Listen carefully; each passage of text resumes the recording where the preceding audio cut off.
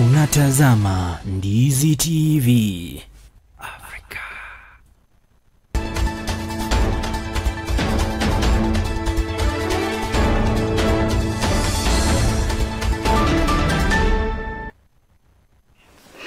Hujambo mpenzi mtazamaji, ikiwa kwamba leo hii ni siku ya Jumatatu tarehe 17 mwezi wa 11 mwaka 2025, na kukaribisha katika taarifa zetu za mpasho saa 7, ikiwa kwamba ni siku ya Jumatatu.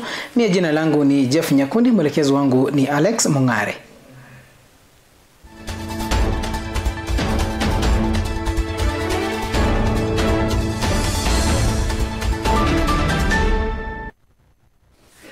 Na tukianza taarifa zetu, kumbuka kwamba utakuwa unatufuatilia katika mitandao yetu ya kijamii pale Facebook na YouTube, tupo live, na bila shaka utakuwa unazungumza nasi kupitia nambari yetu ya ujumbe 21575.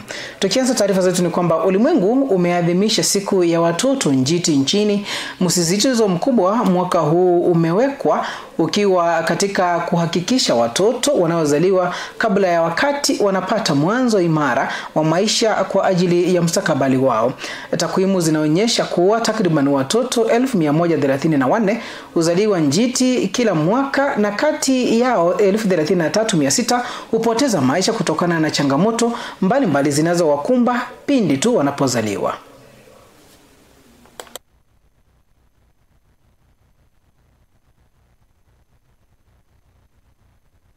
Ensure that we have enough commodities and drugs like antenatal steroids, magnesium sulfate for neuroprotection.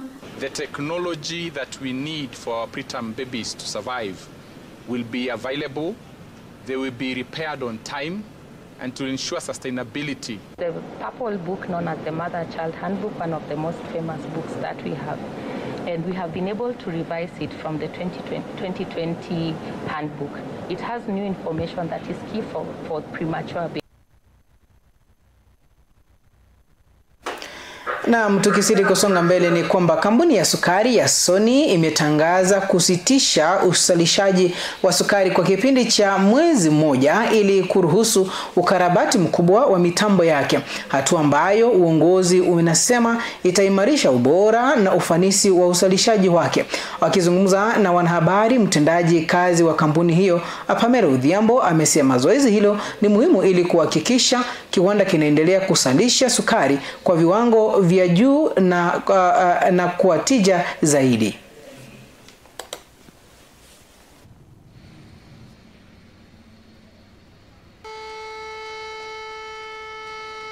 We have been buying spares, that is procuring spares all this time since we came, because a lot was needed, because we are doing a major overhaul starting from the cane yard all the way to the bagging stage. The works are going on in every stage. The last time that this factory went through proper maintenance was in 2022. That is a comprehensive maintenance. The maintenance that was done last year, December 2024, was basically a mini maintenance. So many parts of the factory were not maintained. Na tukizidi mbele ni kwamba wawakilishi wa KUPPET pamoja na walimu wa junior school katika kaunti ya Narok wameitaka serikali kutimiza ahadi ya miaka miwili iliyopita ya kuwapa ajira za kudumu, wakisisitiza kuwa mshahara wa shilingi 17,000 kila mwezi wanaolipwa kwa sasa hauikidhi mahitaji yao na maisha yao katika mazingira ya uchumi uliodhorora zaidi. Teachers who are serving as interns should be confirmed in January. Let them be given PNP status so that they can serve in our schools well. This team is a demoralized team because of the amount they are being paid. Currently, they are being paid 17,000.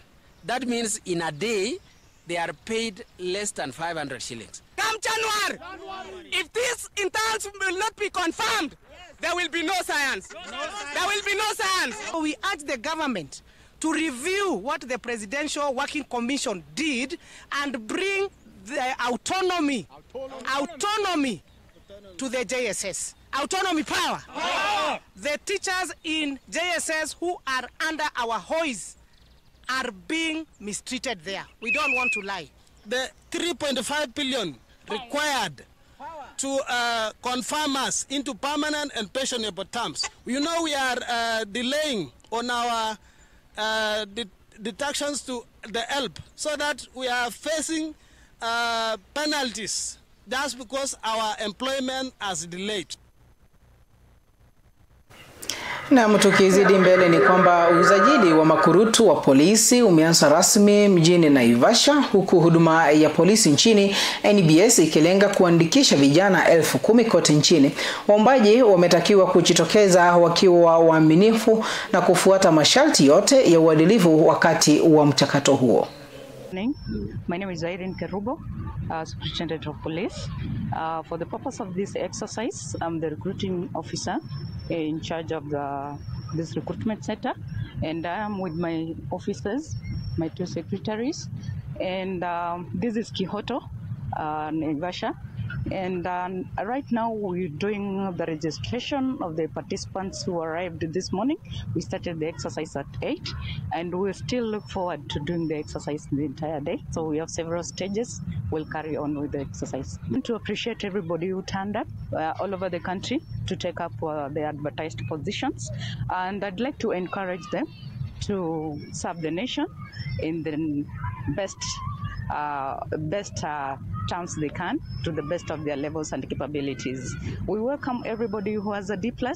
Of course, I came into the service like 18 years ago, that is 2007, and it has been a rewarding experience. I did not expect to reach the level I've reached, but I'd like to encourage everybody that you can start from humble beginnings and rise in ranks in the police service and give your best in terms of service.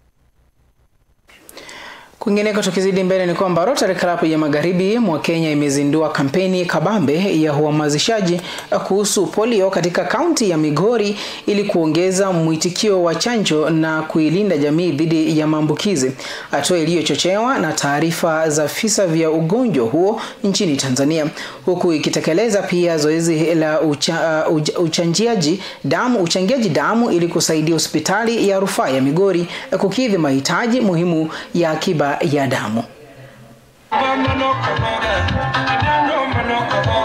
As Rotarians, polio is our number 1 disease that we are fighting, and this has been our annual event. Globally, we can say our fight of polio has contributed to at least 5 countries are safe.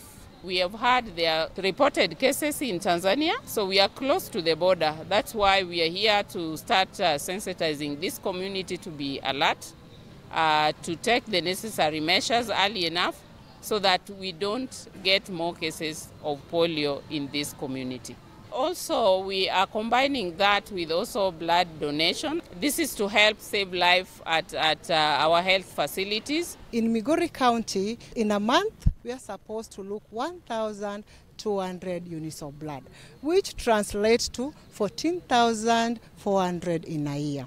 There are patients who have blood and blood disorder, such as sickle cell.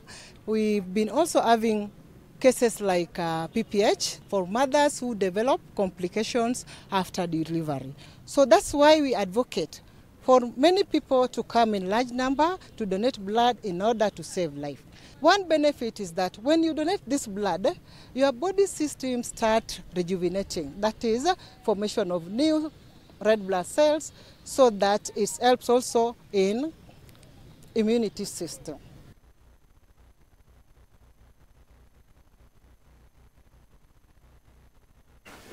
Na tunapotamatisha taarifa zetu kwa taarifa ambayo tunaifuatilia kwa ukaribu zaidi, vikao ambavyo vinaendelea katika bunge lile la Nyamira, ni kwamba hoja ya kumpandua gavana